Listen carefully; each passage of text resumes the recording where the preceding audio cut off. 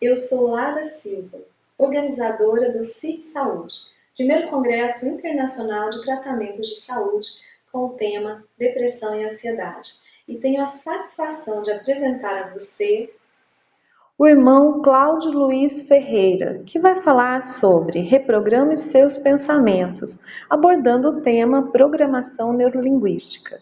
Ele é pedagogo, graduado em Ciências da Religião, tem formação em PNL pela Associação Brasileira de Programação Neurolinguística e é instrutor de PNL no CTV, que é o Centro de Transformação e Vivências, que há 20 anos atua com PNL com foco no ser humano e com o lema de estar a serviço à vida. Seja muito bem-vindo, Cláudio. É uma satisfação muito grande recebê-lo aqui no CIT Saúde. Quem é o Cláudio?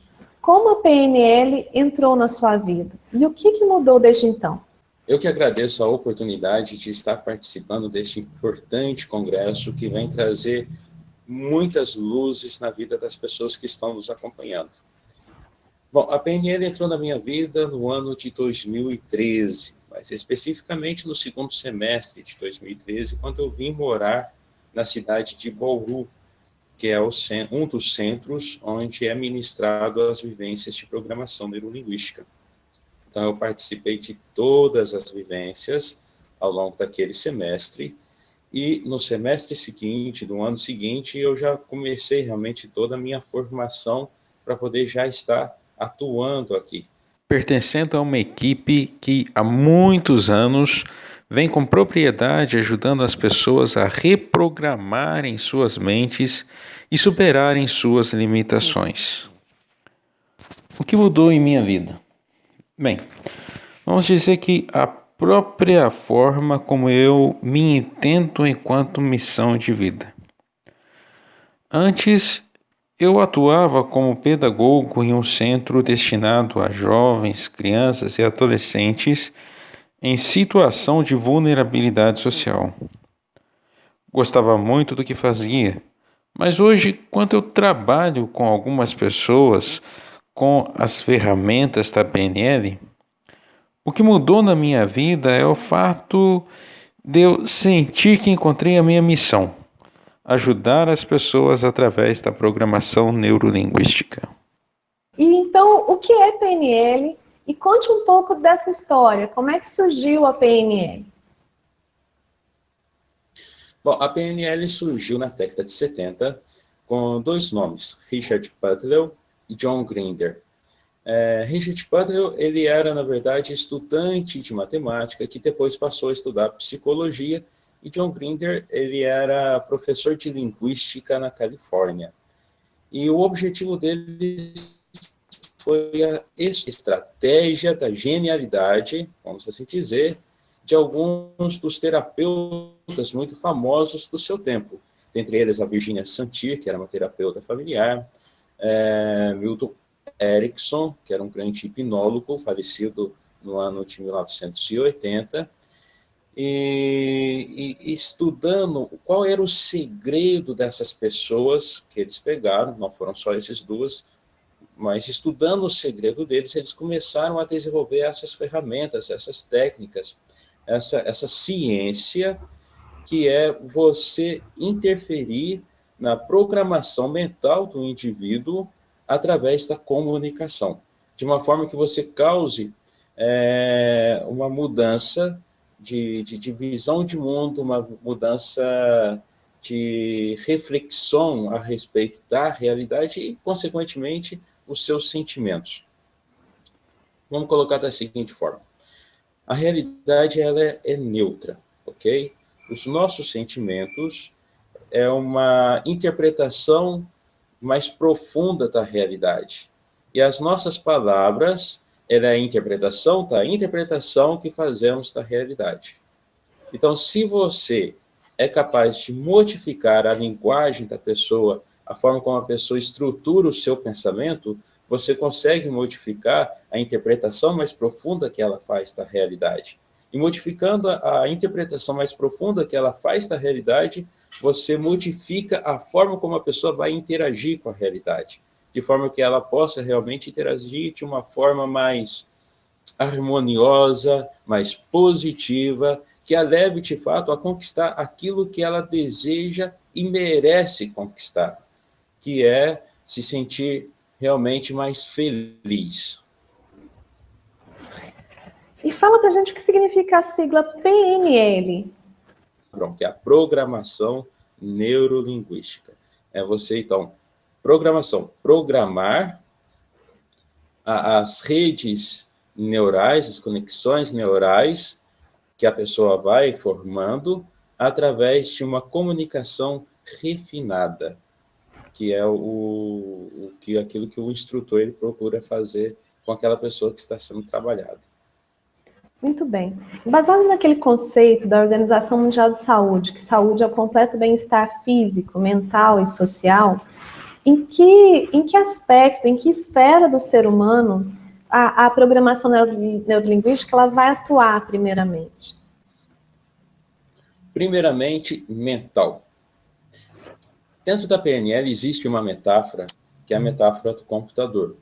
Eu acredito que essa metáfora ela é muito importante para podermos entender realmente como que ela vai atuar na questão mental do indivíduo. Bom, eu disse que eu vim no segundo semestre de 2013 para Bauru. No primeiro semestre de 2013, eu estava morando na Itália. Tá? E quando eu fui para a Itália, eu levei o meu notebook. Só que o que aconteceu? No meu primeiro mês na Itália, o meu notebook pegou um vírus. E esse vírus deixou o meu notebook inutilizável. Por sorte, eu encontrei uma pessoa que iria, então, resolver o meu problema. Ele olhou para mim e falou o seguinte: Cláudio, a questão é o seguinte, eu não tenho o Windows, eu não tenho nenhum programa em português. O que você prefere? Italiano ou inglês? Bom, eu morava na Itália, tinha bastante familiaridade com o italiano, então, claro, italiano. Perfeito. Hoje, neste ano de 2015, eu estou dando essa entrevista diante do meu notebook. Sempre que eu abro a página do notebook para fazer qualquer pesquisa, a página que ele abre é italiano. Sempre que eu escrevo qualquer coisa no notebook, seja na rede social, ou seja no Word, ele vai ficando sublinhado em vermelho, como que dizendo: ei, o que você está fazendo? Não é isso, não é o correto é o italiano, você não está escrevendo italiano. Certo, explicando esta metáfora. O equipamento que foi o hardware é o mesmo que voltou. Mas a programação que foi o software não é o mesmo que voltou. Significa que o meu equipamento não é mais o mesmo. Quem senta diante do meu notebook para mexer, pensa que está mexendo com um computador genuinamente italiano. Certo? Os nossos hábitos, a nossa visão de mundo, é tudo fruto de um aprendizado que nós vamos fazer. De repente, nós podemos adquirir alguns vírus. Que vírus são esses? Por exemplo, a fobia, ok? O trauma, certo? São vírus que vão surgindo. Crenças limitantes que vamos tendo. O que seria crenças limitantes? Na PNL, tudo aquilo que você toma como verdade é uma crença. Então, quando se fala em crença na PNL, não se refere a crenças religiosas. Então, você vê que existem diversas coisas que você vai adquirindo, como o hábito de fumar, por exemplo, e que são coisas que você vai aprendendo que são limitantes, que te segura, que te prende, e que não te permite ser o melhor que você tem condições de ser, que você merece ser. Então, a PNL ele vai trabalhar justamente com essa programação, com esse aprendizado que você sofreu, no sentido de ajudá-lo a reprogramar, ou seja, ter um novo aprendizado. Tanto é que Richard Bandler, ele diz que a PNL nada mais é do que um processo educacional, porque você vai ensinar a pessoa a usar a própria mente. Muito bem, e aí reflete então no social, reflete isso no físico? Totalmente. Porque a partir do momento que a pessoa se sente bem com ela mesma, ela necessariamente vai se sentir bem com as outras pessoas. A partir do momento que a pessoa ela se sente confortável internamente, ela vai se sentir confortável. E a partir do momento que você programa a mente da pessoa no sentido dela se livrar de hábitos inadequados, de hábitos que não ajudam em nada, como o fumo, por exemplo, a bebida, e por aí se vai, você também vai ter alteração física. Aliás, sem falar de hábito, vamos falar simplesmente da questão do pensamento da pessoa.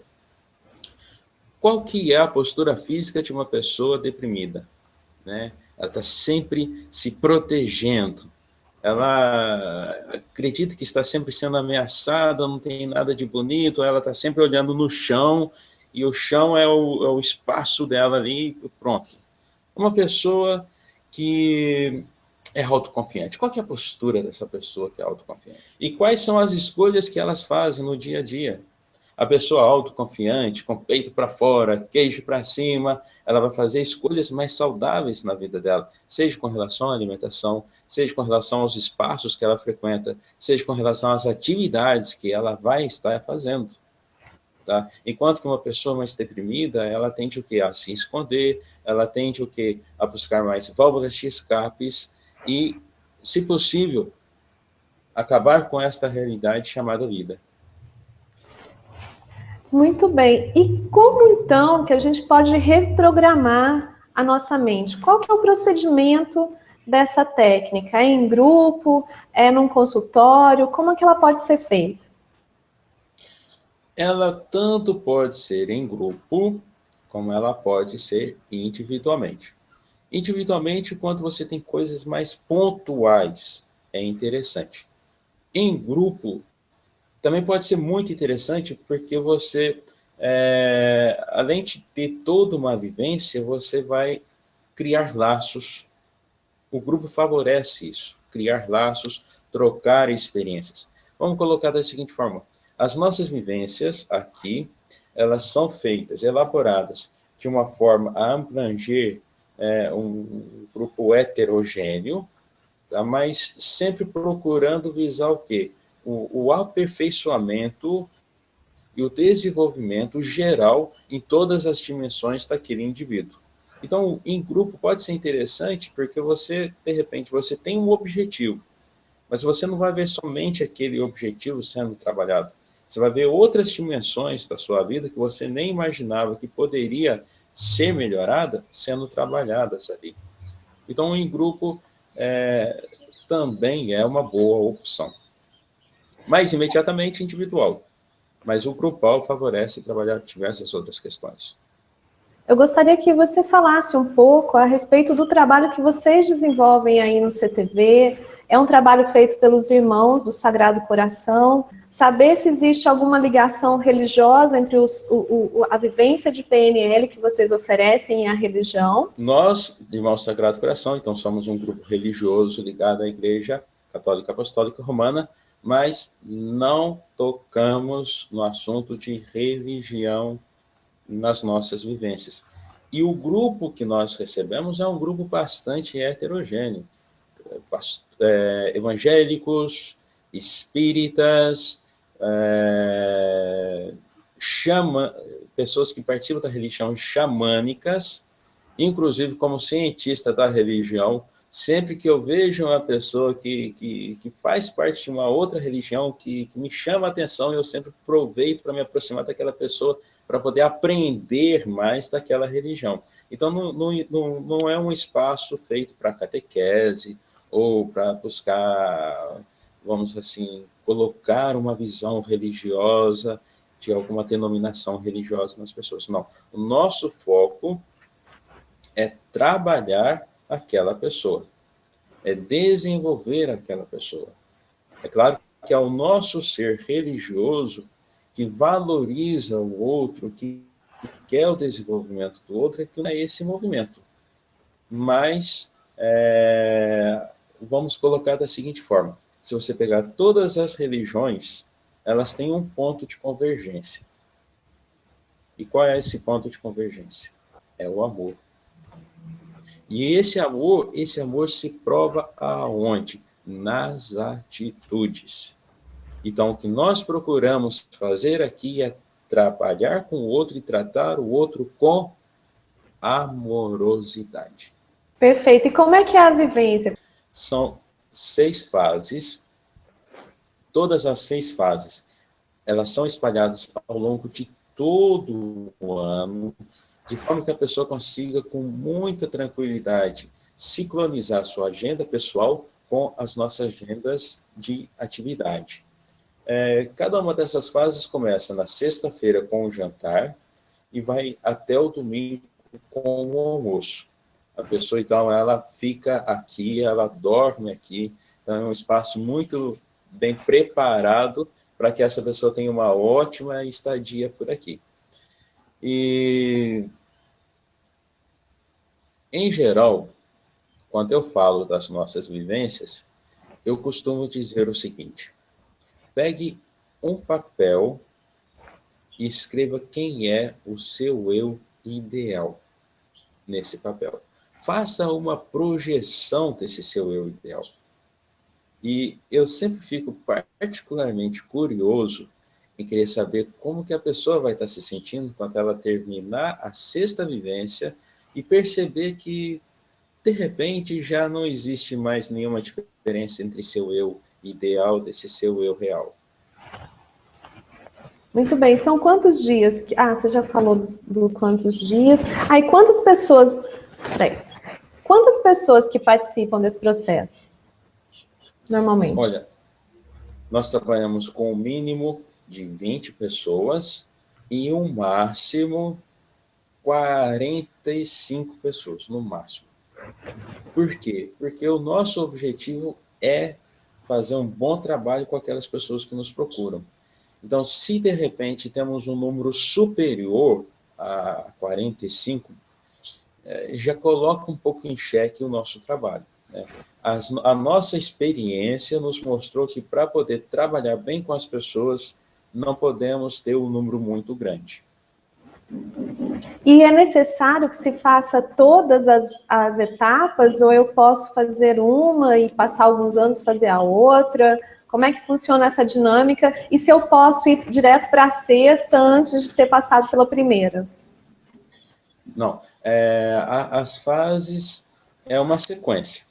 Então, você tem que fazer primeiro a primeira, depois a segunda, a terceira, e por aí se vai. Se você vem e faz a primeira neste ano, e quiser fazer a segunda no ano que vem, ou daqui a 2 anos, ok? Vai muito daquilo que a pessoa está sentindo do tempo dela. As únicas fases que nós aconselhamos que ela faça com uma proximidade maior é a da fase 2 para a fase 3. Porque a 2 mexe um pouco com a casinha. A 3 a gente organiza o espaço.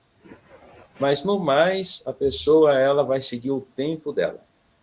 E com relação aos pacientes depressivos, o que eles podem esperar do trabalho com a PNL? Eles podem, por exemplo, substituir o tratamento medicamentoso por uma vivência de PNL? Isso funciona? Ele pode combinar com outras terapias? Ou ele vai sair curado daí? O que ele pode esperar? Bom, digamos o seguinte, a PNL ela existe para poder estar agregando. Ela não vem substituir. Então, se uma pessoa ela está fazendo um trabalho já, por exemplo, acompanhado de um psiquiatra ou um outro profissional, a PNL não vai chegar na pessoa e falar assim, olha, fica conosco e encerre o que você está fazendo lá, porque aqui você vai resolver todos os seus problemas. Não, de forma nenhuma. É um trabalho de parceria, tá? É um trabalho que vem complementar. Se nós analisarmos bem as diversas formas de terapias que existem, nenhuma delas tem a palavra final no trabalho com aquele paciente. Tá? Todas elas vão agregar àquela pessoa E todas elas vão ajudar a pessoa a estar se desenvolvendo e a superar aquilo que precisa. Um pássaro com apenas uma asa não é capaz de voar, não é? Então, é justamente esse o papel das diversas formas de terapia. Muito embora a PNL não é uma terapia. Como eu disse, é um processo educacional. Então, vamos dizer o seguinte, ela está fazendo a terapia, ok, faça a terapia e venha passar por esse processo educacional. Eu conheci uma pessoa que estava fazendo a vivência de PNL aqui, e normalmente as pessoas elas nos procuram no momento do intervalo para poder estar conversando pessoalmente. No início, quando essa pessoa, eu cheguei, nós começamos a conversar, ela estava passando por uma fase muito complicada, muito depressiva, inclusive ela chegou a tentar contra a própria existência algumas vezes. Certo. Em setembro deste ano, ela estava atuando ativamente na campanha do Setembro Amarelo. Uma pessoa altamente sociável, contente, feliz, cheia de amizades e com um perigoso brilho no olhar de que descobriu que a vida é uma aventura maravilhosa. Muito bem, eu tenho inclusive uma experiência pessoal que eu conheço o trabalho de vocês há 20 anos. E eu me lembro que alguns anos atrás eu tinha uma tia que estava acamada, ela não queria tomar banho, ela não queria sair do quarto, ela não queria fazer nenhuma atividade. E aí eu dei de presente para ela um final de semana aí para fazer PNL. Eu sei que vocês trabalham em Paraguaçu e em Bauru. No caso dela, eu trouxe para Paraguaçu. E ela veio obrigada, ela veio chorando de Campinas até aqui, que ela não queria, não recomendo, acho que as pessoas devem fazer as práticas por livre e espontânea vontade, mas nesse caso a gente insistiu e trouxe ela. A gente até estava preparado para ela, de repente, ligar para a gente antes de acabar o final de semana para ir buscá-la, porque ela não estava aguentando, porque realmente ela estava num caso muito grave de ficar dentro do quarto sozinha, não querer se alimentar, não querer tomar banho, não querer fazer nada. E nós levamos ela aí, ela passou um final de semana e fomos buscá-la no domingo, assustados, preocupados, como que ela vai estar. E, para surpresa nossa, a gente chegou lá no domingo, ela estava uma pessoa tranquila, em paz, como há muito tempo ela não tinha experimentado. Porque justamente pela opção, a possibilidade de ter outras pessoas conversando, ter o apoio não só dos instrutores, mas das outras pessoas que também estão aí com o coração aberto, eu acho que todo esse processo ajudou ela a colocar muitas coisas para fora, muitas mágoas, muitos ressentimentos, e conseguir enxergar a realidade dela de um ponto de vista diferente. Não vou dizer que a partir daquele momento, aconteceu algo mágico e ela ficou curada para sempre. No entanto, foi um primeiro passo muito importante, porque a partir daquele momento começou uma caminhada dura, uma jornada, uma maratona, que exigiu dela que ela se decidisse em continuar caminhando o tempo todo, mas ela foi firme, ela conseguiu, ela foi e superou a depressão aos poucos. Então, acho que dentro do processo eu também tenho essa experiência que eu achei muito interessante. Mas existem outros casos também, além desses, Cláudio? Existem alguns casos que nós vamos acompanhando. Agora, o curioso é o seguinte, uma pessoa deprimida, ela é deprimida porque ela coloca um óculos escuro. Então, tudo que ela enxerga parece escuro, sem cor, sem vida. Não é? E ela costuma generalizar aquilo não só para a realidade atual, mas como para a vida toda. Porque quando ela olha para o passado dela, ela tende a olhar o passado com o mesmo olhar que ela tem hoje. As nossas vivências, o que nós fazemos? Nós chamamos uma espécie de uma regressão consciente, e fazemos de forma coletiva. Nós chamamos isso de catajóias. O que seria o catajóias?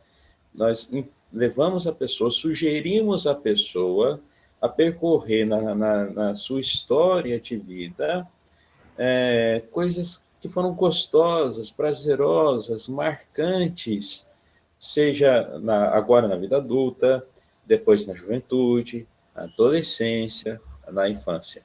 Isso nós fazemos numa fase. Na outra fase, ela vai buscar quem? Pessoas que marcaram a vida dela, pessoas que foram anjos na vida dela.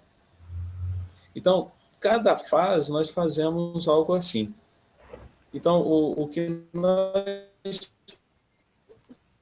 fazemos é que a pessoa tire ali muito rica. E talvez essa seja uma sugestão que eu ofereço para uma pessoa que não consegue ver muita cor na sua existência hoje. Busque fechar os seus olhos e fazer uma viagem na sua história de vida. Busque encontrar aquelas pessoas que passaram pela sua vida, mesmo que seja por um instante. Mas pessoas que trataram você com carinho, com amor, que se preocuparam com você de alguma forma. Busque viajar na sua imaginação para lugares que você foi, que você conheceu, lugares que muitas pessoas gostariam de ter conhecido de repente. E vai percebendo como a sua história ela pode ser realmente uma história muito rica. Isso se chama o quê? Educar o olhar.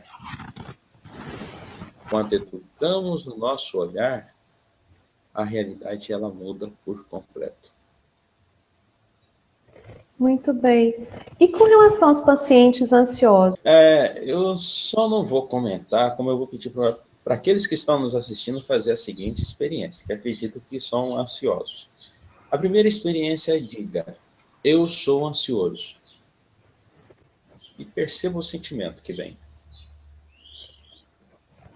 Agora, diga, eu estou ansioso. Existe alguma diferença entre o estou? Dá aquela impressão de que é algo temporário. E quando você diz, eu sou ansioso, você não está esse sentido do temporário. Você está o sentido da existência. É como se você nascesse ansioso, e tivesse um gene da ansiedade com o qual você nasceu, e esse gene da ansiedade ele foi desenvolvendo. A pessoa ansiosa, para ela superar a ansiedade, ela deve começar a encarar a ansiedade de uma outra forma. Ela não é ansiosa. Não faz parte da identidade de uma pessoa ser ansiosa. A ansiedade é um estado. Começa por aí. Dentro da PNL dizemos que todas as nossas partes, todas as nossas intenções têm uma função positiva. Significa que o estado da ansiedade ela pode ter uma função positiva na dor. De repente, aquele estado de ansiedade está pedindo para a pessoa dar uma resposta que ela precisa dar diante de uma situação. De repente, o estado de ansiedade está pedindo para a pessoa viver um pouquinho mais a ludicidade da vida. Qual é a mensagem que essa ansiedade quer trazer para esta pessoa? Certamente a ansiedade ela não está aí para poder judiar a pessoa ou prejudicar a pessoa, mas está aí para poder ser uma mola propulsora que pode fazer a pessoa dar um up na sua existência. Mas qual é a mensagem? Só a pessoa vai saber responder. O que nós fazemos é ajudar a pessoa a entender esta mensagem. Muito bem, mas, por exemplo, para fobia, para pânico, Okay. Você tem alguma história? Sim. Vamos colocar da seguinte forma. A fobia, o pânico, assim como os traumas, só existe num lugar. Na cabeça da pessoa. Os traumas, por exemplo. Se você tira o tampão da cabeça da pessoa e você olha diretamente no cérebro da pessoa, você não vai ver nenhuma rachadura no cérebro que você diga, aqui está o trauma, aqui está, a gente vê perfeitamente aquele trauma. Não existe. O que existe com relação aos traumas e que nós podemos colocar também em relação às fobias, em relação a síndromes do pânico, são a representação que essas pessoas fazem da realidade. Se você muda a sua representação da realidade, você muda a realidade. Você muda os seus sentimentos em relação à realidade. E pode ser, inclusive, até uma brincadeira fazer isso. Por exemplo, eu acredito que muitas pessoas já assistiram Harry Potter. No Harry Potter, existe uma cena muito interessante, que é a cena onde ele vai enfrentar o bicho-papão. E o professor está ensinando a magia contra o bicho-papão. Então, você tem uma caixa fechada, a pessoa coloca-se diante daquela caixa, e de repente o bicho-papão, a caixa se abre e o bicho-papão sai. Qual que é a forma que o bicho-papão tem? O bicho-papão, ele tem a forma daquilo que a pessoa tem medo.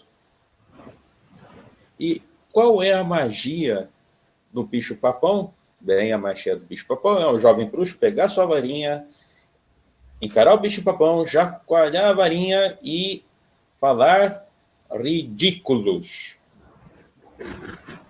Transformar o bicho-papão em alguma coisa ridícula. E a partir do momento que você transforma aquele teu bicho-papão, aquela sua representação da realidade, em algo ridículo, eu quero ver você ficar com medo e não simplesmente sair rindo por aí.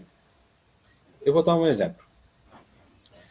Uma vez uma pessoa me procurou e falou assim, olha, Cláudio, eu tenho fobias, uma verdadeira fobia contra a aranha. Quando eu vejo a aranha, eu fico paralisado, não saio do lugar. Eu me sinto mal, é ruim, é ruim. Ok, vamos fazer o ridículos do Harry Potter aqui, né? Então, pedi para que a pessoa fechasse os olhos e imaginasse a imagem da aranha. E certamente a imagem que ela fez da aranha foi uma imagem realmente muito arrepiante. Imagina um lugar escuro, aquela aranha grande, toda peluda, enorme, sabe? Parece que está salivando ali enquanto te vê e dizendo carne fresca, carne fresca, carne fresca. Claro, eu também vou ficar apavorado numa imagem dessa, ok? Então, eu resolvi brincar um pouquinho. Por exemplo, e se essa aranha estivesse usando uma peruca de palhaço? Que cor seria essa peruca? Ah, essa peruca é amarela. Ah, ok. Então imagine a aranha com uma peruca amarela. E se essa aranha, de repente, estivesse dançando La Cucaracha? La Cucaracha, La Cucaracha. Você consegue imaginar essa aranha com aquelas patinhas dançando a cucaracha, com algum chacoalhinho na mão? A expressão dela já foi mudando. E se essa aranha com a peruca amarela dançando La Cucaracha estivesse um pouco bêbada? Né? E ainda por cima, coloca patins nas outras patinhas dela e vê o que acontece. A pessoa estava caindo na gargalhada com aquela imagem que ela estava fazendo da aranha. Passado uma semana, 2 semanas, não sei, eu perguntei para a pessoa, e aí, como é que está a sua fobia de aranhas? Ela olhou para mim e falou assim, olha, eu não sei, eu só sei que eu não vi mais aranhas. Ou seja, por que ela não viu mais as aranhas? Porque as aranhas deixaram de existir? Elas simplesmente desapareceram da face da Terra? Não. É que o nosso foco vai na direção dos nossos medos. Tá? Se você tem uma fobia à aranha, pode ficar tranquilo. O seu foco vai sempre estar procurando, de alguma forma, aquilo que te causa pânico. Isso porque para você poder evitar. A partir do momento que ela deixou essa fobia da aranha, as aranhas até estavam ali, mas ela não estava se importando, ela não estava mais vendo a aranha, não existia mais um filme de terror na cabeça dela. Então, é essa mudança que a PNL faz. é fazer com que ela aprenda a magia do ridículos. Então, a PNL, ela vem realmente o quê? Modificar, trabalhar com aquela imagem que a pessoa tem da realidade, que pode ser uma realidade monstruosa na cabeça dela, fazendo com que aquela realidade ela adquira a sua devida proporção. Tá? Interpretar a realidade de uma forma que o lance para frente, de uma forma que o faça evoluir, e não de uma forma que o prende, que o limite, que o faça querer, sabe, não ser realmente uma pessoa livre e fique se escondendo o tempo todo, como se estivesse o tempo todo sendo ameaçado por algo. Então, digamos que a PNL ela pode ser um instrumento de libertação, porque nos libera dos nossos traumas, nos libera das nossas fobias, nos libera dos nossos toques. Sempre de uma vivência para outra na PNL, nós abrimos um espaço para a pessoa dizer o que mudou na sua vida de uma fase para outra. E esse é um momento rico de depoimentos que nós ouvimos. E são diversos os depoimentos. Um dos depoimentos que eu pude ouvir nas últimas vivências que nós tivemos foi a de um casal que eles eram, vamos assim dizer, empreendedores, são empreendedores, na verdade. Eles tinham montado um negócio, tá? Esse negócio que eles tinham montado não estava evoluindo da forma como eles gostariam que evoluísse. E no final das contas, as dívidas deles eram maior do que as receitas que eles estavam tendo. Certo? E depois que eles passaram para as nossas vivências de PNL, e as pessoas ficavam o tempo todo falando para eles, as pessoas que estavam em volta, ei, que é isso? Mude de ramo, fecha esse negócio. Tá? Acaba com isso antes que isso acabe com vocês. Mas, quando passaram pela PNL, e na PNL nós trabalhamos muito também, sobretudo na fase 2, a questão da personalidade, da identidade das pessoas, eles ficaram mais autoconfiantes na sua capacidade de fazer, de realizar, de ir atrás das informações necessárias, e isso trouxe para eles, essa confiança trouxe para eles o quê? Essa capacidade de falar assim, não vamos deixar a peteca cair, nós vamos dar a volta por cima. Então, quando eles retornaram nessa última fase, eles falaram, olha, nós demoramos muito para poder estar voltando para a PNL, porque o nosso serviço exigiu muito de nós, e é claro que aproveitamos para poder fazer alguns passeios por aí. No ano passado, por exemplo, foi uma realização do nosso sonho comer um croissant em Paris. Então, quer dizer, o que a PNL faz com a pessoa? Ela embute na pessoa a certeza de que ela tem todas as ferramentas necessárias para mudar qualquer aspecto de sua vida. E eu acredito que todas as pessoas que estão nos acompanhando neste momento, talvez elas não saibam disso ainda, mas elas, no fundo, possuem essa certeza. Se não possuísse essa certeza, não estariam agora nos acompanhando, buscando se desenvolver para se livrar daquilo que as aprisiona e as limita diante da vida. De certa forma, já usamos a PNL, mas de uma forma inconsciente. E eu fico particularmente curioso em querer saber como essas pessoas que estão nos acompanhando estarão se sentindo na semana seguinte ao término deste congresso, em se perceber quantas mudanças já foi realizado em sua existência. Quais as dúvidas mais frequentes com relação às pessoas que vão participar, por exemplo, de uma vivência de PNL como aquela que vocês oferecem aí? Bom, as dúvidas frequentes é com relação, por exemplo, à questão religiosa. Se a PNL ela está ligada ou não a alguma religião. Essa dúvida pode parecer que é muito particularizada nossa, mas não é particularizada nossa. Existem pessoas que acham que a PNL ela pode estar ligada a um conceito de nova era, a um conceito de xamanismo. Existe muita mistura por aí, né? A PNL ela é uma ciência. Por que uma ciência? Porque ela tem um objeto próprio de cuidado, de investigação, que é o ser humano, o comportamento humano, e ela possui históricos. Tá? Então, com uma ciência que possui referencial teórico e que possui um objeto específico, ela não está ligada a nenhuma religião, ou ela não faz parte de uma nova era, de uma seita, e o objetivo dela é justamente o quê? O aperfeiçoamento do indivíduo. Muito bem. Tem alguma contraindicação para participar de uma vivência de PNL?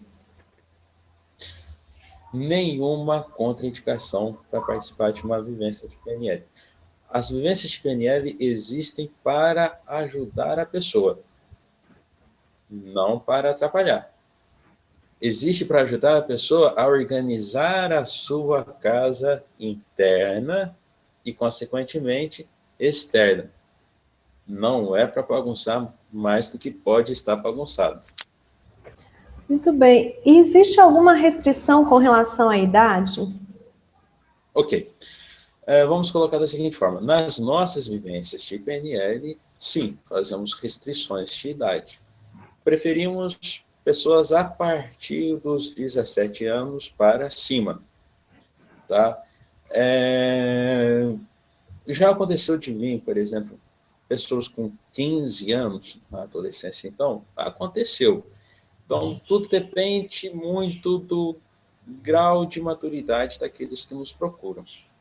Porque são vivências, nós vamos estar trabalhando com um grupo de pessoas que vão estar não só experimentando as vivências, mas criando um elo e que poderão estar compartilhando um pouco de suas histórias. Então, ter um ambiente onde as pessoas elas se sintam realmente à vontade para estar conversando, dialogando, passando por aquela experiência juntos, isso é fundamental. E, Cláudio, pode acontecer algum efeito indesejado após a vivência, algum efeito inesperado? Olha, eu nunca observei um efeito inesperado. Vamos colocar da seguinte forma.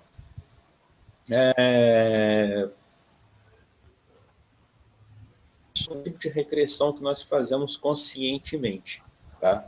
Essa regressão que nós fazemos conscientemente, ela vai viajar na sua história do tempo, buscando coisas que foram gostosas, prazerosas, e depois, quando ela vai retornando, ela vai trazendo isso com ela. Se fosse um tipo de uma regressão para você buscar algum tipo de trauma no passado, então já poderia ter um efeito indesejado sendo feito com um grupo maior de pessoas. Isso é algo para ser feito individualmente, onde você vai estar com a atenção voltada inteiramente para aquela pessoa. Então vamos colocar da seguinte forma: aquilo que poderia trazer um efeito indesejável por ser feito com muita gente, nós não aplicamos. O que nós aplicamos com um grupo maior de pessoas são aquelas ferramentas que sabemos que não vai trazer nenhum tipo de mal-estar para aquele indivíduo. Se numa vivência ou outra, em alguma atividade específica, a pessoa ela demonstrar um tipo de comportamento que ela de uma emoção muito forte, que vai trazer algum tipo de desconforto para aquela pessoa, aqui nós sempre atuamos em dois, tá? E o grupo não é muito grande, então fica um com o grupo, o outro pega aquela pessoa, leva para um outro local e ali individualmente vai fazendo o trabalho que for necessário para poder trazer a pessoa para o bem-estar dela. Muito bem. E quais são os profissionais que podem realizar programação neurolinguística, utilizar essa técnica? Certo. Os profissionais que podem trabalhar com a programação neurolinguística são aqueles profissionais que fazem os cursos exigidos, no caso o Practitioner e o Master Practitioner, né, em PNL, que são escolas específicas, que é o diferente das vivências de PNL, que é onde as pessoas estão vindo aqui, elas não estão aprendendo a trabalhar com outros. Elas estão simplesmente aqui para serem trabalhadas. Essas escolas, elas vão ensinar aquela pessoa a estar oferecendo para aquelas pessoas ferramentas para poder estar trabalhando posteriormente consigo ou com outros. A priori, não há necessidade de uma outra graduação para poder estar trabalhando com a PNL. A PNL ela tem a sua fundamentação teórica particular, ela tem o seu objeto de trabalho particular, então ela é uma ciência completa nela mesma, ok? Agora, todo e qualquer outra formação que você pode vir buscar a fazer, só vai agregando ferramentas na sua praxis como programador neurolinguista. E o curso é um curso livre, cada escola de PNL ela tem uma forma de administrar isso. Muito bem, Cláudio. Eu quero muito agradecer a sua participação no CIT Saúde. Tenho certeza que a sua contribuição está sendo muito valiosa para quem está nos assistindo. E eu gostaria de convidar você para falar suas últimas palavras, deixar algumas dicas, algumas reflexões. Eu agradeço pela oportunidade de ter estado aqui participando com este serviço de fundamental relevância por mostrar diversas formas, tipos de trabalho que está sendo realizado, que existem por aí e que se complementam. Vai aqui algumas dicas. Primeira dica, cuidado com a forma como você descreve uma experiência sua. Eu já andei falando um pouco por aqui. A pessoa que diz, eu sou ansioso, ela associa a ansiedade à sua própria identidade. Ninguém quer trocar sua identidade. Se eu trabalho com uma pessoa ansiosa que diz, eu sou ansioso, o trabalho não vai ser muito bacana enquanto ele não mudar a forma como ele vê a ansiedade. Por quê? Porque deixar de ser ansioso significa deixar de ser quem ele é. Então não existe eu sou ansioso, eu estou ansioso. A ansiedade é um estado. Você pode estar ansioso agora, mas não necessariamente estará ansioso daqui a pouco. Tá? A ansiedade ela tem uma mensagem para te transmitir. Que mensagem é essa? Talvez ela esteja te pedindo para viver um pouco mais a ludicidade da vida. Talvez ela esteja te pedindo para você ter um pouco mais de atenção com relação a uma decisão que você precisa tomar. Talvez ela esteja te pedindo para se capacitar melhor para poder fazer algo que você tem feito. Qual é a mensagem que a ansiedade está te transmitindo? Ela tem uma função positiva aí para você. Descubra qual é essa função positiva. Faça com que ela trabalhe a seu favor e não contra você. Com relação aos pacientes que podem estar deprimidos, passando por um processo de depressão, a minha primeira dica é apluma o corpo. Por quê? Porque se é verdade que os nossos sentimentos interferem na nossa postura, o contrário é verdadeiro. A nossa postura, ela pode interferir nos nossos sentimentos. Faça a seguinte experiência. Ande com o corpo ereto, tipo o exército, peito para fora, barriga para dentro, cabeça erguida, passos vigorosos, e tente não se sentir um pouco melhor agindo assim. Segunda coisa, cuidado com a forma como você interpreta a realidade. A realidade é neutra. Ok, certamente já ouviu aquela expressão, o copo está meio cheio ou meio vazio? Muito falado por às vezes em entrevistas de emprego. A resposta é, depende do olhar de quem observa. Se você acha que o copo da sua vida ele está meio vazio, então você está colocando o seu foco aonde? Você está colocando o seu foco naquilo que você, de repente, acredita que não tem, naquilo que você acredita que não está legal, e você vai acabar entrando cada vez nessa cadeia de negatividade, e não vai sair daí. Tá? Você só vai ficar revoltado, deprimido, e se possível, debaixo da cama. Agora, se você olha para o copo da sua vida e você sabe reconhecer as coisas boas que você tem no aqui e no agora da sua existência, e você sabe se sentir grato por isso, você vai se sentir muito mais motivado a estar saindo da onde você está e lançar um olhar mais otimista para a vida e ir realmente ao encontro daquilo que você quer na sua vida, dos seus objetivos. Tá? Mude o seu olhar. Mudar o olhar não significa mascarar a realidade. Algumas pessoas dizem, olha, você quer que eu simplesmente mascare a realidade? A coisa está X, você quer que eu veja Y?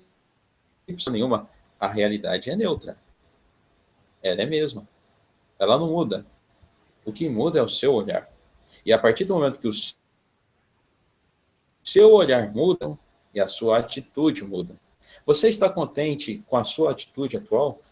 Você está contente com a sua realidade atual? Quer experimentar algo diferente? Mude o seu olhar.